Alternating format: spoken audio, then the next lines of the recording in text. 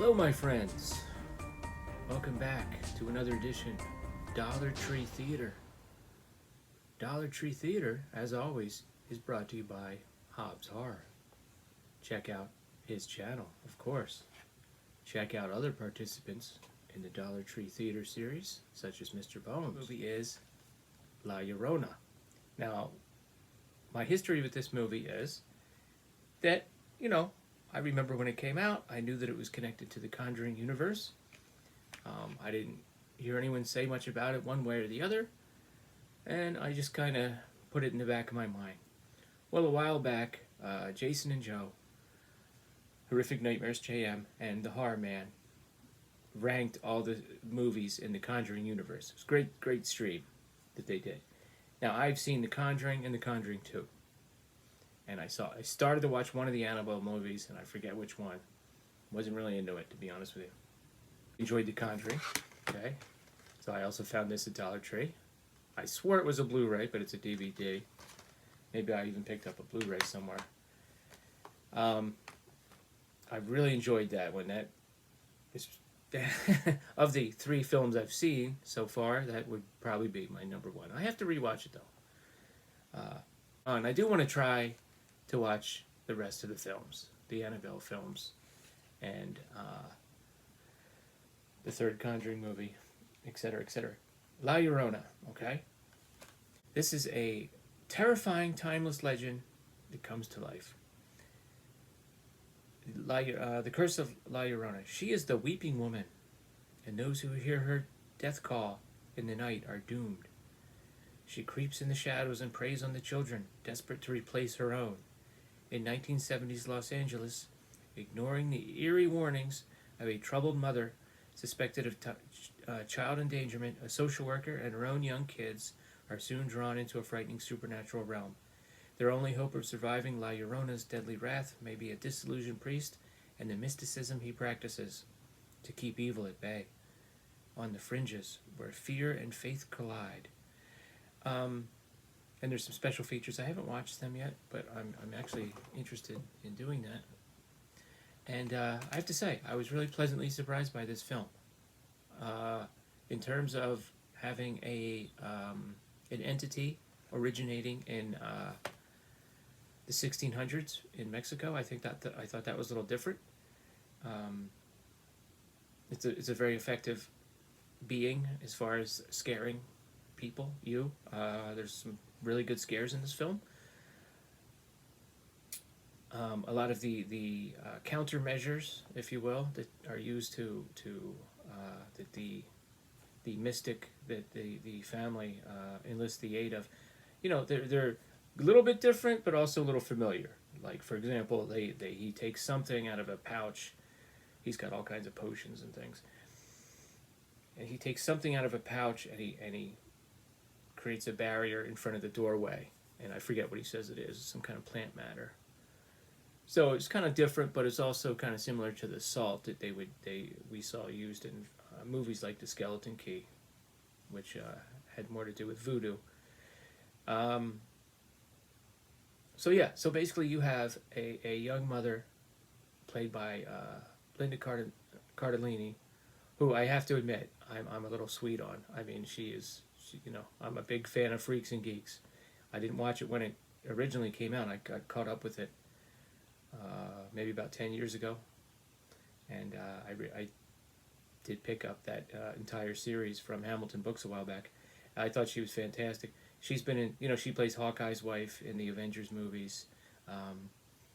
She plays Daphne in the Scooby-Doo movies. I didn't get into those at all. But she's very good. She's very good at playing a sympathetic character. She's a single mom in this.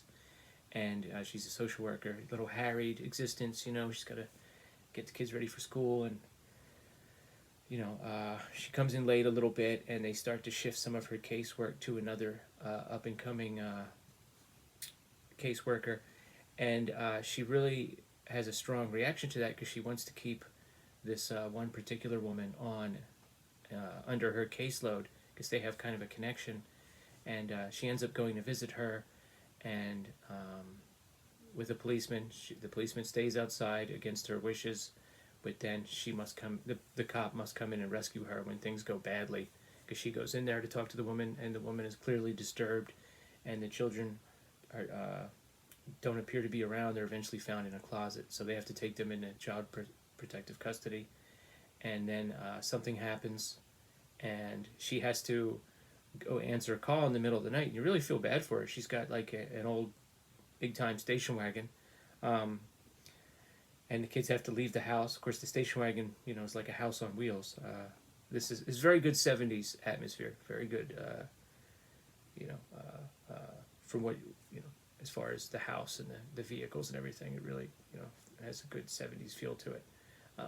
But you really feel bad for her. She's got to bundle her kids up in the middle of the night, put them in the back seat, and go basically answer a call and work with the police when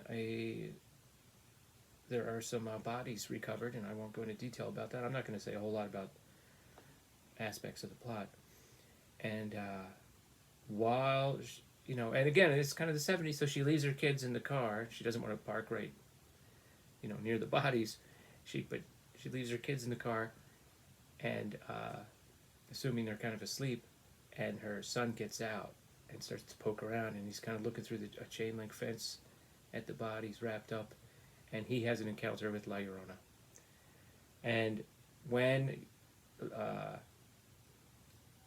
La Llorona tries to get you, a lot of times she will grab you, and you will have these marks on your arm, and the authorities, if they see kids like that, they will think, well, what would you think? They would think you're a victim of abuse. And so the tables eventually get turned on the mom, okay, where she gets investigated. And so and her kids start to encounter La Llorona at home, because you bring it home. Now, an interesting thing that I'd like to explore eventually, in some ghost movies, it's definitely the house that is the problem. At one point, she says something about leaving, and she eventually, as the description said, is seeking the assistance of this former priest who explains to her, I'm not a priest, but I still believe in God.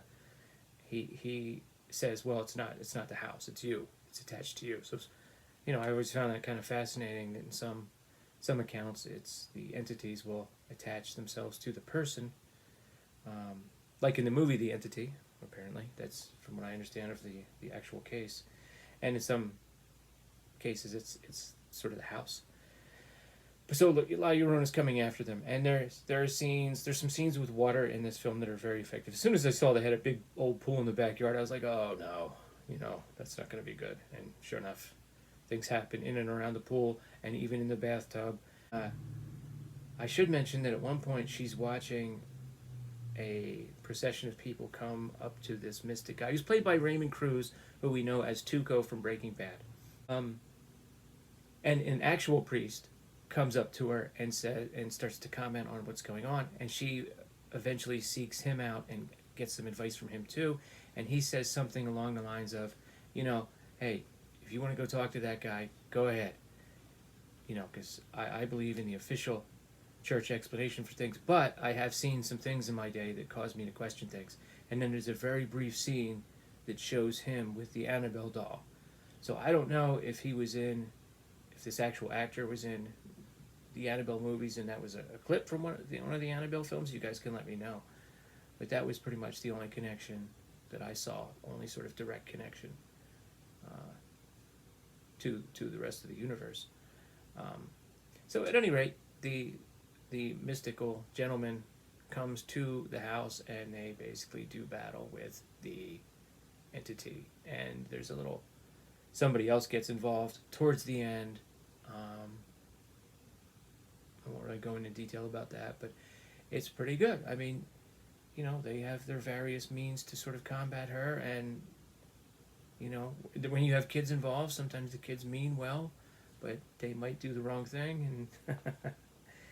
And the child actors were very good. I don't know their names. It's a well-made film. I mean, there's some parts where they have to sneak up to the attic. It's one of the old attic pull downs. I got one right out there. I had one in my old house, and those were a little creepy. As a kid, to pull those down and climb up there and peek your head in there. And I never had even an attic you can walk around in.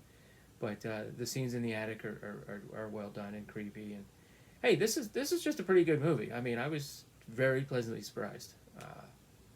You know, like I said, it has a little bit of a new spin on some things we've seen before, and I really liked it.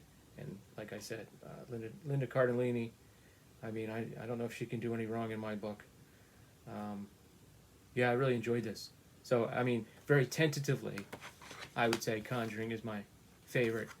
This is my second favorite, and Conjuring 2 is my third favorite, and that's it. I need to get moving and watch the rest of these and rewatch the Conjuring films. What are your thoughts about the Conjuring universe? Have you seen La Llorona? And remember, this is Dollar Tree Theater, so $1.25. I got this, you know. But you get a flimsy case. These are the flimsiest cases ever, unfortunately. Sometimes you get a decent case, but $1.25, guys. So as far as a Dollar Tree movie, not bad at all. One of the better Dollar Tree films that I've seen, and I really enjoyed it. I do recommend it. All right, guys, that's all for now. Later.